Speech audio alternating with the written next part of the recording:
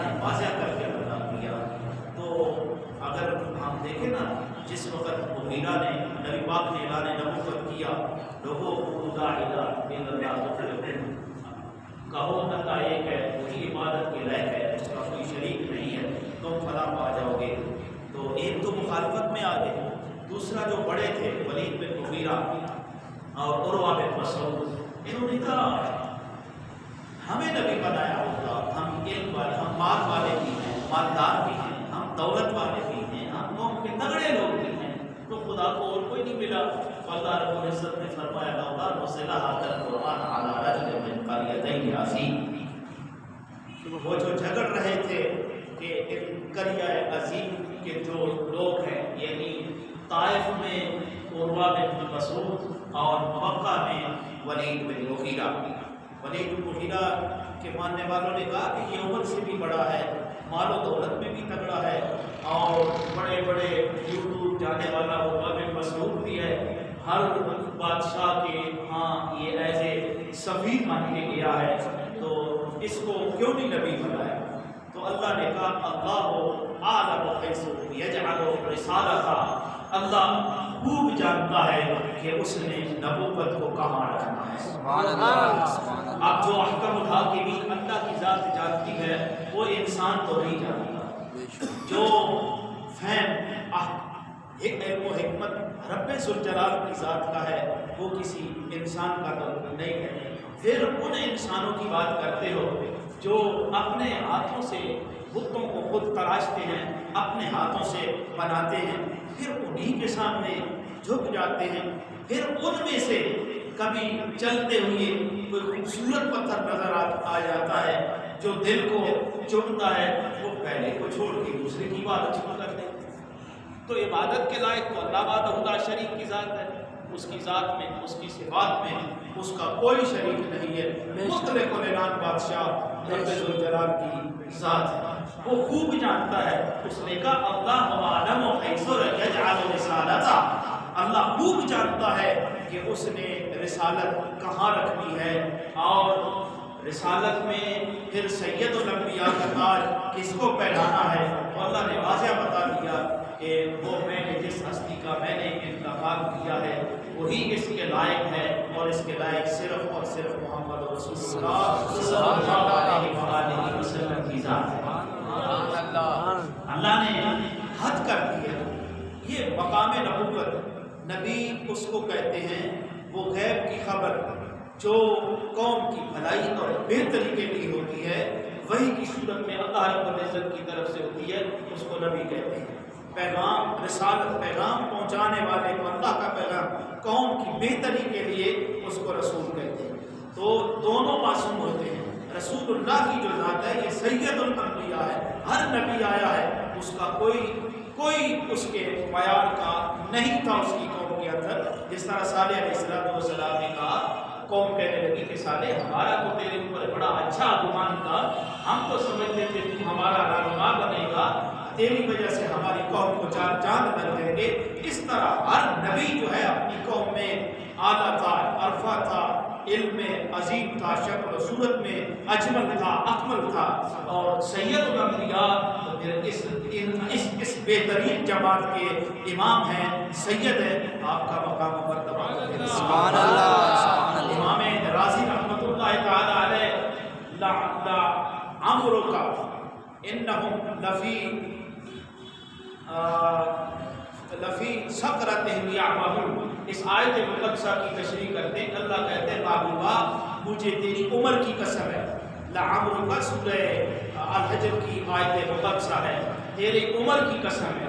رب ذوالجلال نے نبی کریم صلی اللہ علیہ وآلہ وسلم کی عمر کی قسم کھائی ہے، اور امام رازی رحمہ اللہ تعالیٰ فرماتے ہیں کہ اللہ نے کسی کی عمر کی قسم نہیں کھائی۔ پورے قرآن میں انبیاء کی جماعت میں رب ذوالجلال نے جس ہستی کی عمر کی قسم کھائی ہے وہ رسول اللہ صلی اللہ علیہ وآلہ وسلم کی ذات ہے۔ آپ کی اللہ نے قسم کھائی ہے، اور وہ قسم آپ کے زندگی کا جو سال تھے اللہ نے ان کی بھی کھائی ہے، جو مہینے تھے اللہ نے ان کی بھی کھائی ہے، جو ہفتے تھے اللہ نے ان ان کی بھی کھائی ہے، جو دن تھے اللہ نے ان دنوں کی بھی قسم کھائی ہے، جو گھنٹے تھے اللہ نے ان گھنٹوں کی بھی قسم کھائی ہے، جو منٹ اور لمحے اور سیکنڈ تھے اللہ نے ان کی بھی قسم کھائی ہے، اور بعثت کے بعد کے وقت کی بھی اللہ نے قسم کھائی ہے، بعثت سے پہلے کے وقت کی بھی اللہ نے قسم کھائی ہے۔ پتہ چلا نبی کی ساری عمر کی قسم رب ذوالجلال نے کھائی ہے، اس لیے کھائی ہے کہ آپ جیسا رب نے کائنات میں کوئی دوسرا بنایا ہی نہیں۔ تو سامعین محترم، یہ منصب نبوت ہے، کوئی کھیل نہیں ہے، یہ کوئی تماشا نہیں ہے، یہ ایک عظیم منصب ہے جس کو رب ذوالجلال نے امت کی بھلائی، بہتری اور کامیابی کے لیے بھیجا ہے۔ تو آج کے دور میں انسان کو نبوت کی بھی پہچان ہونی چاہیے۔ آپ کی ذات کے ساتھ مثال دینا یہ آپ ہی کے خاصہ اور جو ہے مقام اور مرتبہ ہے۔ ایک دفعہ نبی کریم صلی اللہ علیہ وآلہ وسلم صحابہ کے مجمع میں بیٹھے ہوئے ہیں اور کہتے ہیں میرے صحابہ سنو، ہر بندے کے ساتھ ایک فرشتہ ہوتا ہے اور ایک شیطان ہوتا ہے۔ فرشتہ بھلائی کی طرف رہنمائی کرتا ہے اور شیطان جو ہے وہ برائی کی طرف جو ہے وہ رہنمائی کرتا ہے۔ اب جو اچھائی کی طرف چلتا ہے وہ نیکوکار بن جاتا ہے، اور جو شیطان جس کو اپنے پیچھے لگا لیتا ہے وہ فاسق و فاجر بن جاتا ہے یا پھر کافر ہو جاتا ہے۔ تو صحابہ حیران ہوئے اور سوال کرتے ہیں یا رسول اللہ کیا آپ کے ساتھ بھی ایسا ہی ہے؟ تو نبی کریم صلی اللہ علیہ وآلہ وسلم نے فرمایا ہاں میرے ساتھ بھی ایسا ہے، میرے ساتھ بھی ایک فرشتہ ہے نیکی والا اور ایک شیطان ہے، لیکن سنو میرا جو شیطان ہے ایک حدیث میں آتا ہے کہ نبی پاک نے فرمایا وہ کمزور ہو جاتا ہے، ایک حدیث کے الفاظ ہیں فرمایا میرا جو شیطان ہے وہ سرنڈر کر جاتا ہے، وہ مطیع ہو جاتا ہے، وہ میرا فرما بردار ہو جاتا ہے، ایک میں آتا ہے وہ میرا کلمہ پڑھ لیتا ہے اور میرا ہمیشہ کے لیے مطیع ہو جاتا ہے۔ یعنی آپ نے یہ فرمایا ہے شیطان آدم کے ساتھ بھی تھا، وہ کافر تھا، اور میرے والا بھی شیطان ہے، لیکن یہ کیا ہے کہ یہ مسلمان ہے۔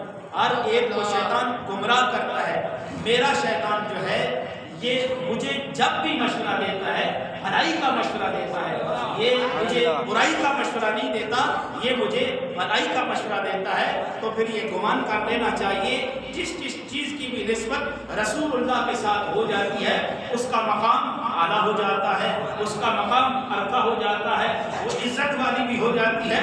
میں دلیل دیتا ہوں رسول اللہ کے ساتھ زمانے کی نسبت ہوئی، اگلوں سے پچھلوں سے ہر دور کے لوگوں سے بہترین جو زمانہ ہے وہ رسول اللہ کا زمانہ ہے۔ رسول اللہ کا خاندان ہر خاندان سے افضل و اعلیٰ ہے، رسول اللہ کا شہر ہر شہر سے افضل و اعلیٰ ہے، رسول اللہ کا زمانہ ہر زمانے سے افضل و اعلیٰ ہے، رسول اللہ کے صحابہ ہر دور کے نبی کے صحابہ سے افضل و اعلیٰ ہیں، نبی پاک صلی اللہ علیہ وآلہ وسلم کی اولاد ہر ایک کی اولاد سے افضل و اعلیٰ ہے۔ میں یوں کہتا ہوں جو ذرے میرے نبی کے جسم اقدس سے لگ چکے ہیں وہ ذرات مدینہ کے جو میرے نبی کے جسم اقدس سے لگ چکے ہیں رب ذوالجلال کے عرش سے بھی افضل و اعلیٰ ہیں۔ یہی اہل سنت کا عقیدہ ہے اور امت کا اس کے اوپر اجماع بھی ہے۔ تو سامعین محترم پھر اس امت کو رب نے بھی کنتم خیر امہ کہا ہے، اس لیے کہا ہے کہ اس امت کی نسبت رسول اللہ سے لگ چکی ہے۔ تو سامعین محترم پھر شیطان کی کیا اوقات ہے کہ وہ رسول اللہ صلی اللہ علیہ وآلہ وسلم کو آ کے غلط مشورہ دے۔ تو سامعین محترم یہ میرے نبی کا منصب نبوت ہے۔ بات آ گئی آپ کی تو آپ تو پھر سید الانبیاء ہیں۔ یہ بات سمجھ آ رہی ہے؟ آپ نے اللہ نے آپ کی عمر کی قسم کھائی ہے، پھر اللہ نے اس کے علاوہ کسی کی عمر کی قسم نہیں کھائی، رسول اللہ کی عمر کی قسم کھائی ہے۔ اب اس کو عمر بھی کہہ سکتے عمر بھی کہہ سکتے، دونوں طرح صحیح ہے، اس کے اوپر زبر پڑے یا پیش پڑے دونوں طرح یہ صحیح ہے۔ تو سامعین محترم پھر امام ہے تو امام کا مقام و مرتبہ تو پھر سب سے جدا ہے، مقام نبی پاک کا انبیاء میں جدا ہے، جبکہ مقام نبوت انسانی عقل میں نہیں آتی ہے۔ میں پہلے عرض کر چکا ہوں नबुव्वत का मकाम अकल से वरा है। बस मानना पड़ता है, इसके सामने अपने आप को सरेंडर करना पड़ता है। इसमें से कीड़े नहीं निकालने पड़ते कि यूं होता तो यूं हो जाता, यूं हो जाता तो यूं हो जाता। समझ, जिसने तेरी मशीनरी बनाई है वही नबुव्वत को भेज रहा है। जिसने तेरा निज़ाम बनाया है उसी निज़ाम के मुताबिक तेरा रब पैगामात भी नाज़िल कर रहा है। तो जो अल्लाह जानता है वो इंसान नहीं जानता, जो समझ मेरे रब पे ज़ुल-जलाल की है वो इंसान की नहीं है। तो इसलिए इंसान को अपनी अकल की जो है वो पींगे नहीं लहरानी चाहिए, बल्कि नबुव्वत के सामने अपनी अकल को सरेंडर करना चाहिए। तभी इंसान की इस दुनिया में भी कामयाबी है और आखिरत में भी कामयाबी है। आप तो सैयदुल अंबिया के उम्मती और गुलाम हो, उनके जिनके पीछे अंबिया थे, आगे सैयदुल अंबिया थे। ये आपका मकाम और मर्तबा है। सहाबा ने भी आपको देखा तो रोजे रखना शुरू कर दिए, और जब सहाबा से नबी पाक मुखातिब हुए, तुम क्यों रोजे रखते हो? फरमाया, या रसूल अल्लाह, हमने आपको देखा। कहा, मुझे देखते हो? मैं तो जब मेरी आंख लगती है मेरा रब मुझे खिलाता भी है, मेरा रब मुझे पिलाता भी है। सुभान अल्लाह। तुम किस कमजोरी की तरफ जा रहे हो? आप देखो ना, जिसको रब खिलाता है, जिसको रब पिलाता है, उसका लुआब जब मुंह में बनता है तो उसकी लुआब की ये शान है, अबू बकर की एड़ी पे लगता है तो रब शिफा अता फरमाता है। अली की आंख में जब लगता है तो रब शिफा अता फरमाता है। उसके हाथ में जब लकड़ी आती है तो वो तलवार बन जाती है, और वो लकड़ी का काम नहीं करती बल्कि तलवार का काम करती है। उसके सामने उसके दुश्मन के हाथ में जब पत्थर आते हैं तो मोहम्मद रसूलुल्लाह की रिसालत की गवाही देते हैं। उसका मकाम है, उसके वजूद अक़दस को जब जानवर देखते हैं वो पहचान जाते हैं ये अल्लाह के सच्चे नबी और रसूल हैं। तो सामईन मोहतरम, वो जानवर की अपनी अर्जियां बारगाह मुस्तफा के सामने रख देते हैं। इंसान जानवर की बोलियों को जानता नहीं है, लेकिन जिनको रब खिलाता है पिलाता है वो परिंदों की, दरिंदों की और जानवरों की बोलियों को भी पहचान लेते हैं। तो सामईन मोहतरम, तभी मेरे नबी ने सहाबा को कहा, अय्युकुम मिसली, तुम में से मेरी मिसल कौन है? मैं तो नबी हूँ, मुझे रब ने मेरा इंतखाब किया है अपनी पूरी मखलूक में से। सैयदुल अंबिया का टाइटल जिनके सर पे सजाया गया है वो मैं मोहम्मद रसूलुल्लाह की जात है। अय्युकुम मिसली, तुम में से मेरी मिसल कौन है? हाँ, तुम्हें हुक्म है, तुम बस मुझे देखो, ऐसे करते जाओ, जैसे मैं कहता हूँ वैसे करते जाओ। तुम्हारी बका भी इसी में है, तुम्हारी कामयाबी और सलामती भी इसी में है। आज आप देख रहे हैं उम्मत के पास पैसे की कमी है, बोले माल और दौलत की कमी है, असले की कमी है। पहले होगी अब नहीं है।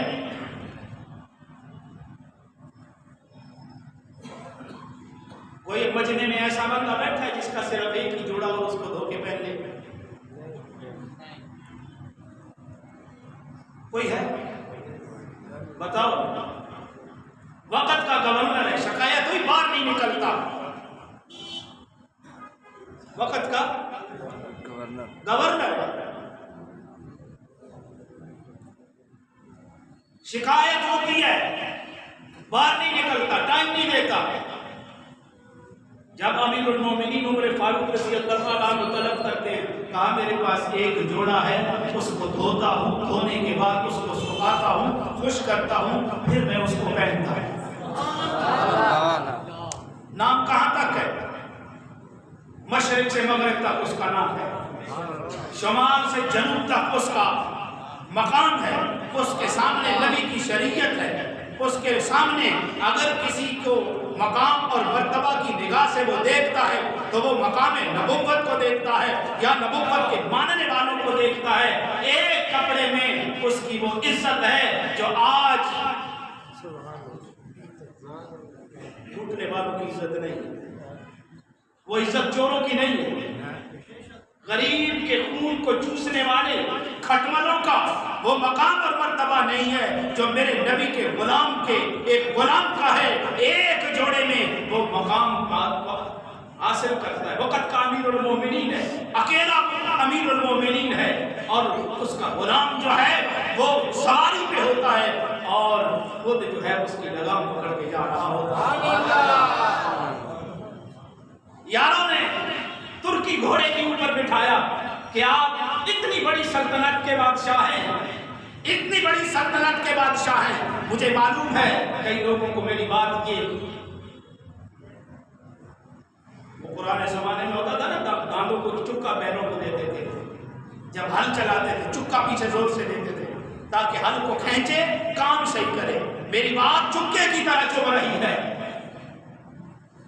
لیکن ہم نے بات ان کی کرنی ہے جن کے ساتھ کل ہم نے قیامت میں بھی کھڑا ہونا. کہو آمین انشاءاللہ. ترکی گھوڑے کے اوپر سوار ہوتے ہیں. ترکی گھوڑا جب چورلی لیتا ہے, مستی میں آتا ہے, عمر وہ اتر جاتا ہے, کہتے ہیں مجھے اسلام کی دی ہوئی عزت کافی ہے. مومن کے لیے اسلام کی عزت سے بڑی عزت کوئی عزت نہیں ہے. آج دیکھ لو نا, وزارت میں بھی عزت نہیں ہے. کیوں نہیں ہے عزت؟ سامنے رسول اللہ کی شریعت نہیں ہے. اگر رسول اللہ کی شریعت ہو پھر غیر بھی اپنے بن جاتا.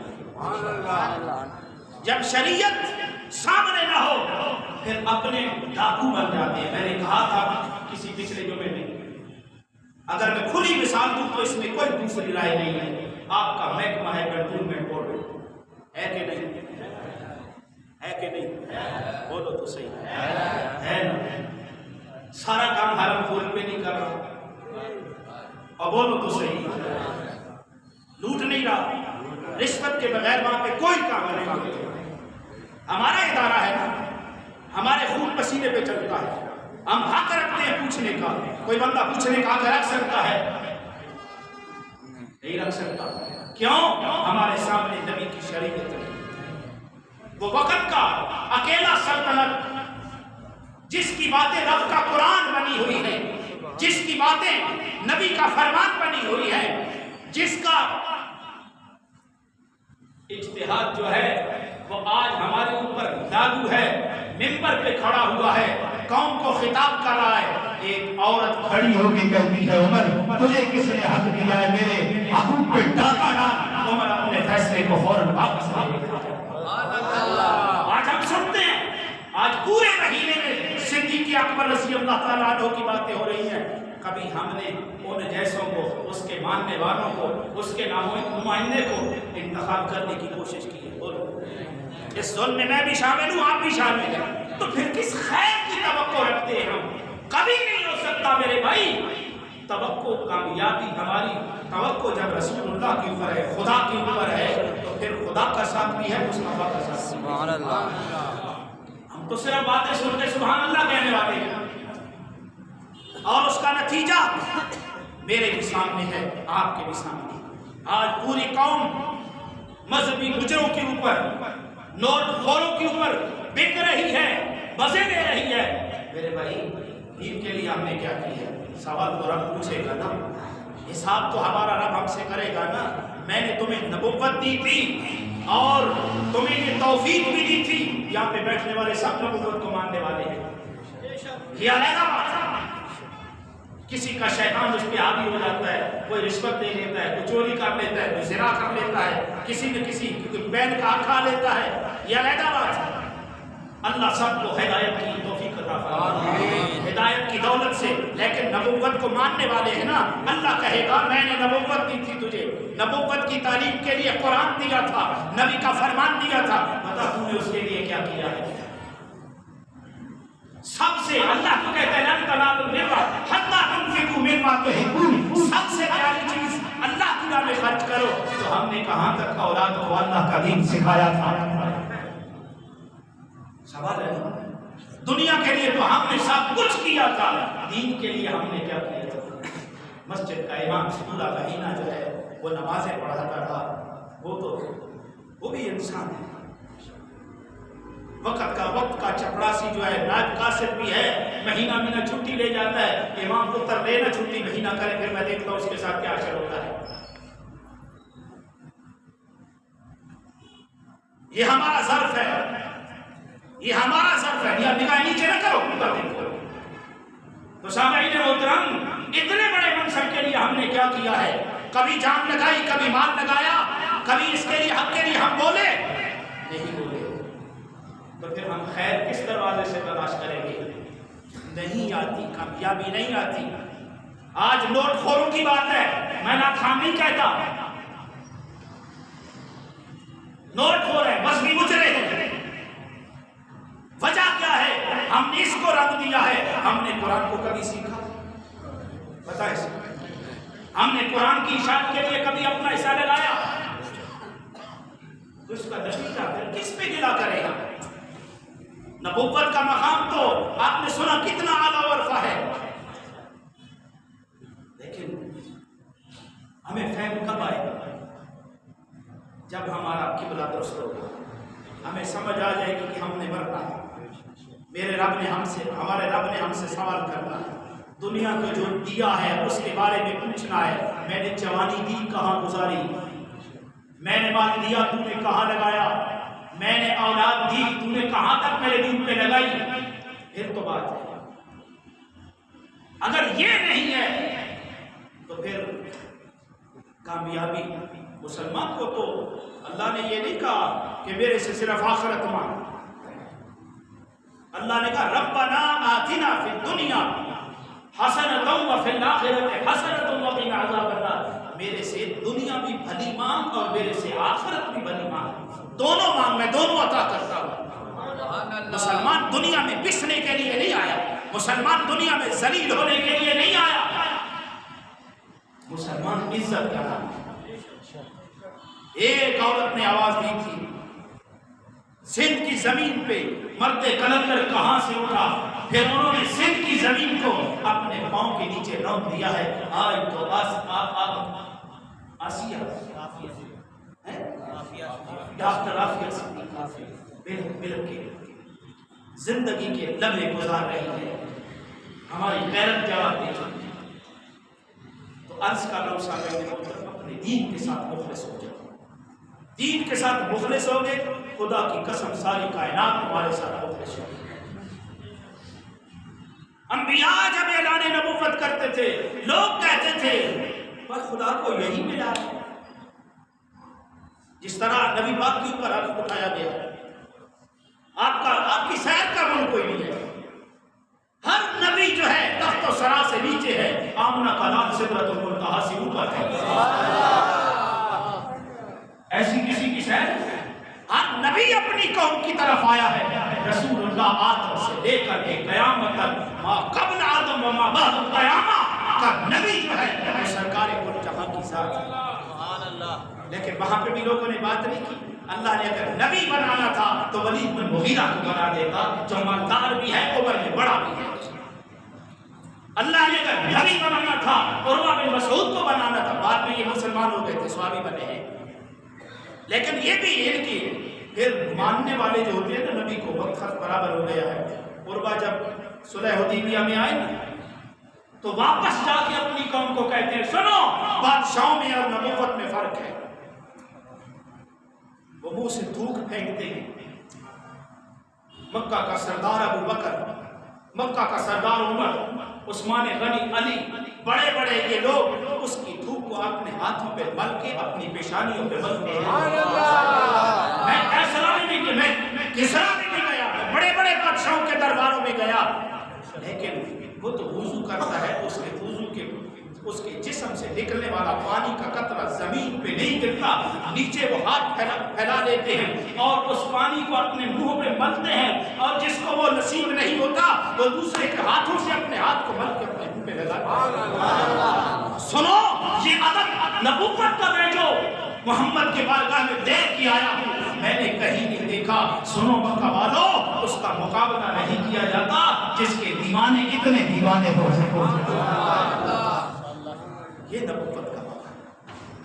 تو رسول اللہ کی واقعات آپ کے اندر موجود نہیں؟ بتاؤ نا.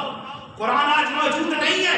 رسول اللہ کی سیرت بھی ہے، رسول اللہ کی صورت بھی ہے، رسول اللہ کا لائے عمل بھی ہے، رسول اللہ کی باتیں بھی ہیں، رسول اللہ کا کلام بھی ہے. بلکہ میں تو یوں کہتا ہوں جس نے رب سے باتیں کرنی ہو، رب کی باتیں سننی ہو، وہ قرآن موجود ہے اور قرآن ہمارے اندر موجود ہے۔ اثر کیا ہے قرآن کا؟ ادھر بھی دیکھ لو، ادھر بھی دیکھ لو، اوپر جاؤ تو حد ہی نکل جائے گی، اتنی مٹی جمی ہوگی، گھروں میں بھی دیکھ لو۔ تو جب یہ حالات ہو تو پھر خیر کہاں سے آئے؟ پھر برکت نہیں، پھر دل میں سکون نہیں، پھر نماز کو دل نہیں کرتا پڑھنے، صبح اٹھ کے قرآن کی تلاوت کو دل نہیں کرتا۔ ہاں حق دینے کی بات آئے پھر بیٹھ کا حصہ، بیوی کا بیٹی کا حصہ نکالنے کو دل نہیں کرتا، کھانا بھڑک کرنے کو دل کرتا ہے۔